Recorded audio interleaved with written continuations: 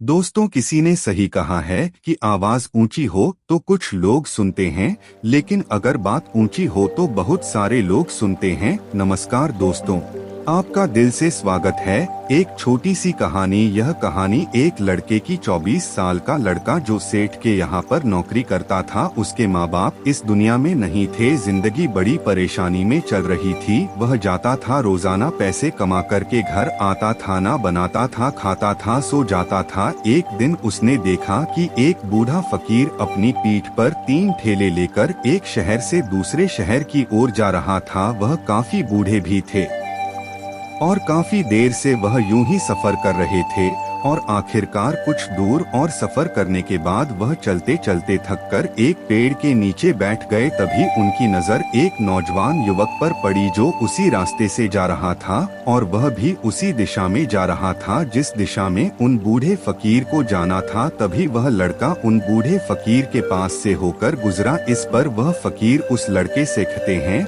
सुनो बेटा, क्या तुम मेरी थोड़ी सी मदद कर सकते हो? यह ठेला बहुत भारी है और मैं बूढ़ा हो चुका हूँ। मैं ज्यादा समय तक इनका बोझ नहीं उठा सकता और मैं बहुत थक भी चुका हूँ। तो क्यों ना तुम मेरे एक ठेले को ले लो और मुझे उस दूसरे गांव तक पहुंचा दो। इसके बदले में मैं तुम्हें 3 स्वर्ण मुद्राएं दूंगा। वह लड़का उन फकीर की सारी बातें सुनता है और उन फकीर से कहता है, कोई बात नहीं बाबा, मैं आपकी मदद करने के लिए तैयार हूँ। कहिए आपको कहाँ जाना है? ऐसा कहकर उस लड़के ने उन फकीर का एक ठेला उठा लिया और अपने कंधे पर ले लिया। तभी उस जवान लड़के को यह एहसास हुआ कि यह ठेला तो सचमुच बहुत भारी है।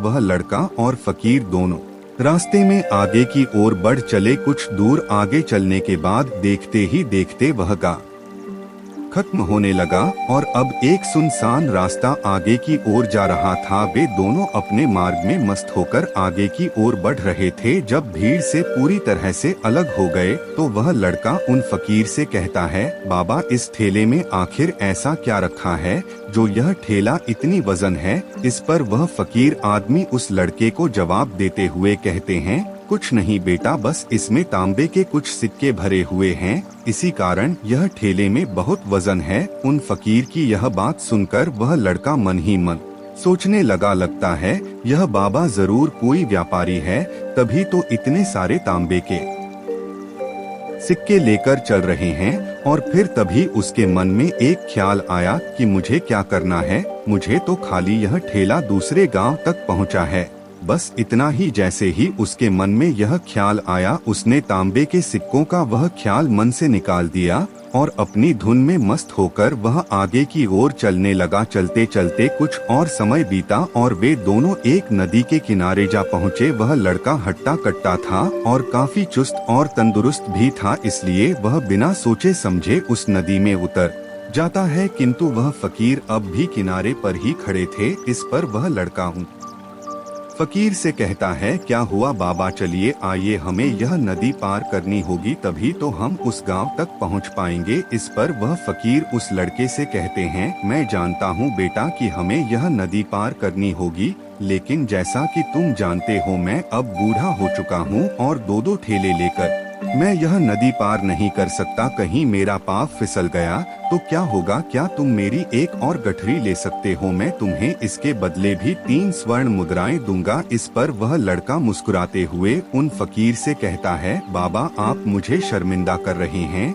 यदि आप मुझे स्वर्ण मुद्राएं ना भी दे तो भी मैं आपका कार्य अवश्य करूंगा। मैं आपको उस दूसरे गांव तक जरूर पहुंचाऊंगा। इस पर वह फकीर मुस्कुराते हुए उस लड़के से कहते हैं, बेटा, तुम तो बड़े ही भले इंसान लगते हो। इतना कहकर उन्होंने वह दूसरी गठरी भी उस लड़के को थमा दी। उस लड़के ने जब वह दूसरी गठरी अपने कंधे पर रखी तो वह गठरी भी उसे बहुत ज्यादा भारी लगी, लेकिन उसने वहाँ पर कुछ नहीं कहा। जैसे तैसे उन दोनों ने नदी पार की। नदी पार करने के बाद बातों बातों में ही उस लड़के ने उन फकीर से कहा, बाबा, आखिर इस दूसरी गठरी में क्या है? यह गठरी भी बहुत वजन है। इस पर वह फकीर उस लड़के को जवाब देते हुए कहते हैं, बेटा, इसमें चांदी के सिक्के हैं, इसी कारण यह गठरी भी बहुत वजन है। उन फकीर की यह सारी बातें सुनकर अब उस लड़के का दिमाग तेजी से काम करने लगा था। वह यह सोच रहा था कि एक ठेले में तांबे के सिक्के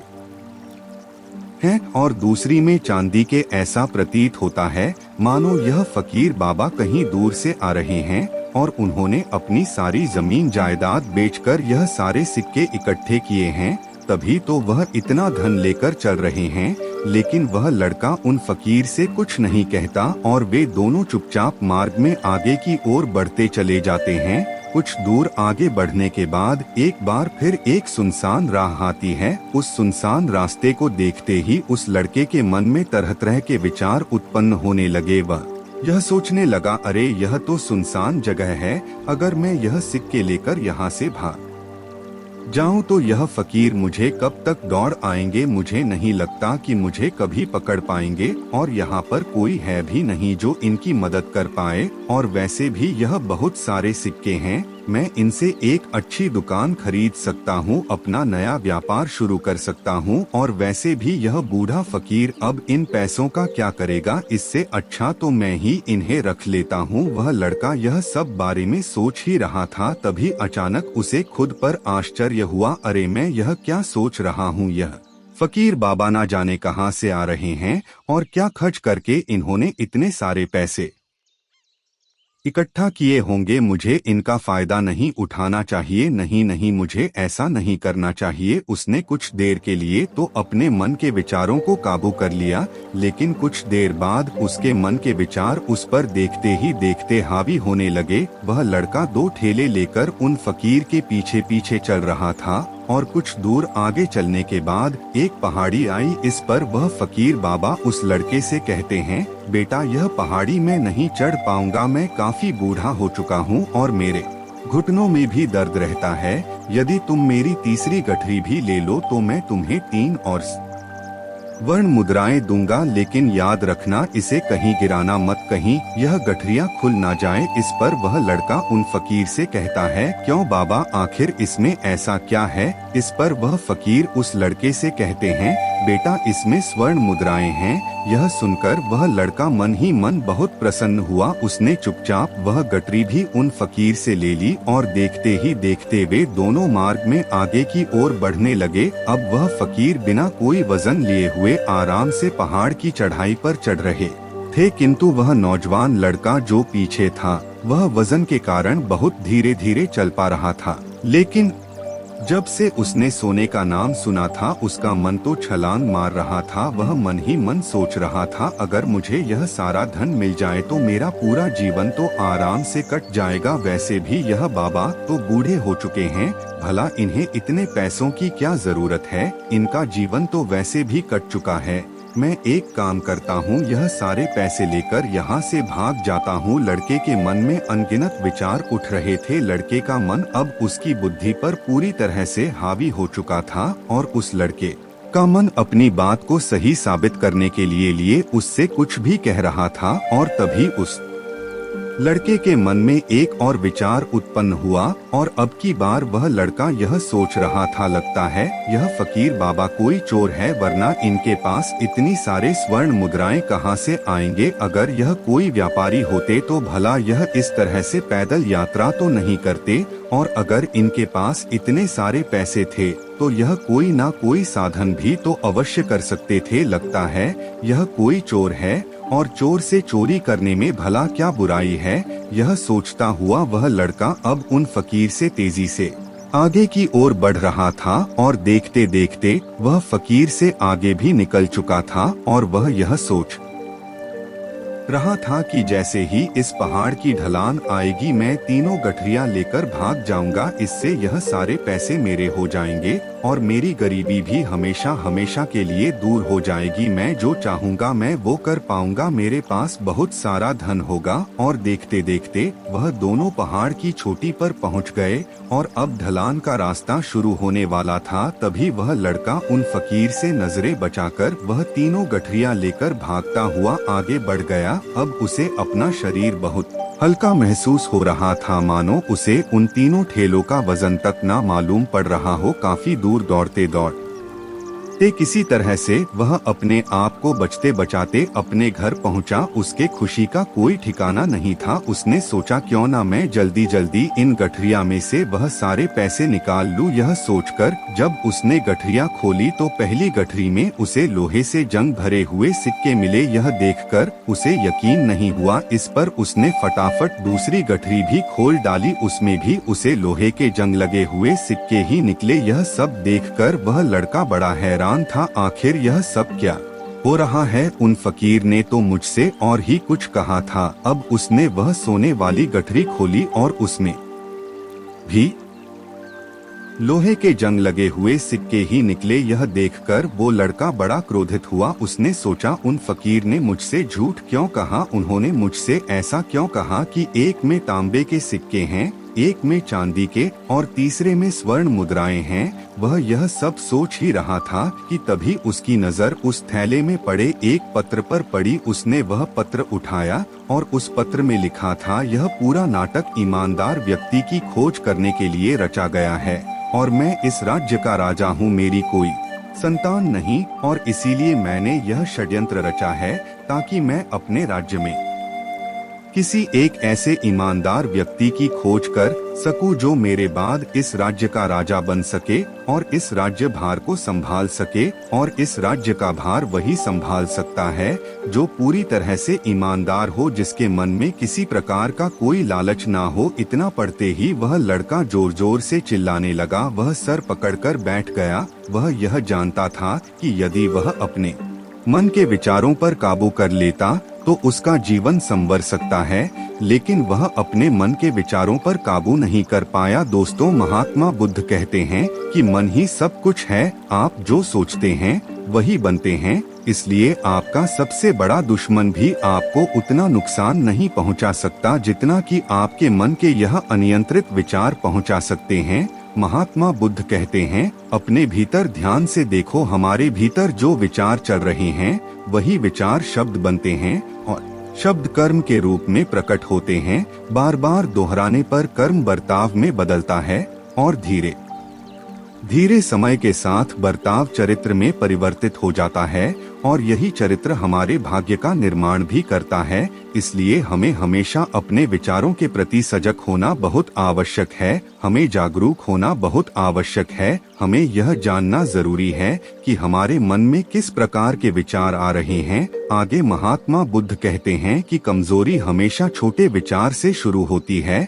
यह एक बीज के रूप में होती है और यदि इस बीज को नष्ट ना किया जाए तो यह छोटा सा विचार बहुत जल्द ही एक विशाल वृक्ष का रूप ले लेता है और हमारी बुद्धि की सोचने और समझने की क्षमता को पूरी तरह से नष्ट कर देता है। जिस प्रकार आपने इस कहानी में देखा किस प्रकार उस जवान लड़के का मन उस पर हावी हो चुका था और उसकी सही और गलत सोचने की क्षमता पूरी तरह से नष्ट हो चुकी थी, जिस कारण वह यह समझ नहीं पाया कि उसे क्या करना चाहिए और उसके लालच ने उसके भीतर इतनी ऊर्जा भर दी कि वह तीनों ठेले उठाकर इतनी तेजी से वहां से भागता आगे भी बढ़ गया। इसीलिए जब आपके मन में पहली बार कोई गलत विचार उत्पन्न हो तभी उसे जड़ से उखाड़ देना चाहिए, अन्यथा वह विशाल वृक्ष का रूप लेगा और आपको किसी न किसी गलत राह पर वह ढकेल ही देगा। आप चाहकर भी उसे रोक नहीं पाएंगे। लेकिन अब आपके मन में यह प्रश्न उठ रहा होगा कि हम भला अपने मन के विचारों को कैसे नियंत्रित करें। हमारा मन तो इतना चंचल है, वह इतना शक्तिशाली है कि वह हम पर हावी हो ही जाता है। हम चाहकर भी उस पर नियंत्रण नहीं कर पाते। इसका जवाब में महात्मा बुद्ध हमें दो बातें समझाते हैं। पहली बात, सही इरादा विकसित करो। कई बार आपने देखा होगा कि आपके मन में कुछ और होता है किंतु आप कहते कुछ और है, क्योंकि आपके मन के भीतर जो कुछ बसा है वही आपके मुख से बाहर भी निकल रहा है। लेकिन जब हमसे वह गलती हो जाती है तो उसके बाद हमारा मस्तिष्क अच्छी तरह से काम करना शुरू कर देता है। हमारे सोचने और समझने की क्षमता एक बार फिर से जागृत हो जाती है और ऐसी अवस्था में हमें यह एहसास होता है कि हमसे गलती हो गई है और फिर हमारा मन दुखी हो जाता है, हमारा मन अफसोस से भर जाता है और इस भारीपन और दुख से बचने के लिए महात्मा बुद्ध हमें सही इरादा विकसित करने के लिए कहते हैं। इसके लिए जब भी आप कोई कार्य करने जा रहे हो तो सबसे पहले आपको को यह खुद से पूछना चाहिए कि जो कुछ भी मैं करने जा रहा हूँ इसके पीछे मेरा इरादा क्या है। क्या मैं दूसरों को दुख पहुंचाना चाहता हूं या दूसरों को नीचा दिखाने जा रहा हूं या मुझे खुद को ऊपर उठाना है। खुद से सवाल कीजिए, खुद को जागृत कीजिए। जब आप इरादों के प्रति सचेत होने लगेंगे, जब आप विचारों के प्रति सजग होने लगेंगे, तभी आपके भीतर सकारात्मक ऊर्जा का प्रवाह होगा। तभी आप सकारात्मक इरादों से जुड़ने लगेंगे और आपके मन के भीतर बसी वह नकारात्मक ऊर्जा और नकारात्मक इरादे दिन बदन कम होने लगेंगे। परंतु याद रहे, आपको यह हर रोज करना होगा और आपको यह हमेशा ध्यान रखना होगा कि आपको केवल अच्छा सोचना है। आपके इरादे हमेशा अच्छे होने चाहिए, तभी आप दुख और तकलीफों से बच सकते हैं। अन्यथा आप इसी तरह से दुख और तकलीफों में घिरे ही रहेंगे और आप कभी इससे निकल नहीं पाएंगे। दूसरी बात, मन के प्रति सजगता विकसित करो, जिससे आपका मन देखता देखते शांत होगा और आपके मन के भीतर बसी हुई वह नकारात्मक ऊर्जा, नकारात्मक विचार खत्म होने लगेंगे और आप शांति की ओर आगे बढ़ेंगे। और आपको इसके लिए बस इतना ही करना है कि इस पल में जो कुछ भी हो रहा है, आपकी आंखों के सामने आपके भीतर जो कुछ भी जैसा भी चल रहा है, बस उसे देखते रहना है। अपने मन के अच्छे बुरे विचार, अपनी भावनाएं और अपनी यादों पर बिना प्रतिक्रिया दिए उन्हें केवल देखते रहना है, जिससे आप मन के सारे विचार देखते ही देखते खत्म होने लगेंगे। आपका मन खाली होने लगेगा और आप नकारात्मक विचारों से ना सोच से बच सकते हैं और आप इन दुख और तकलीफों से भी दूर रह सकते हैं।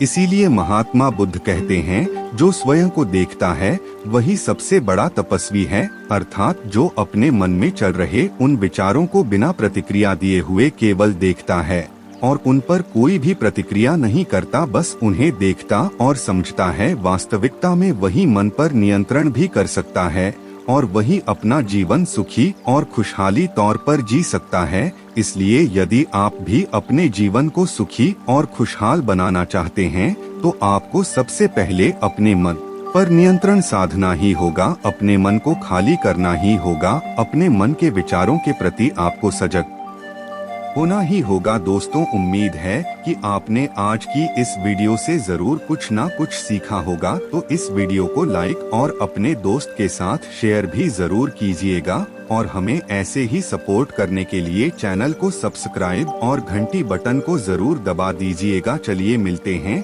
फिर अगली वीडियो में, तब तक के लिए अपना ख्याल रखें। धन्यवाद और नमो संगीत बुद्धाय।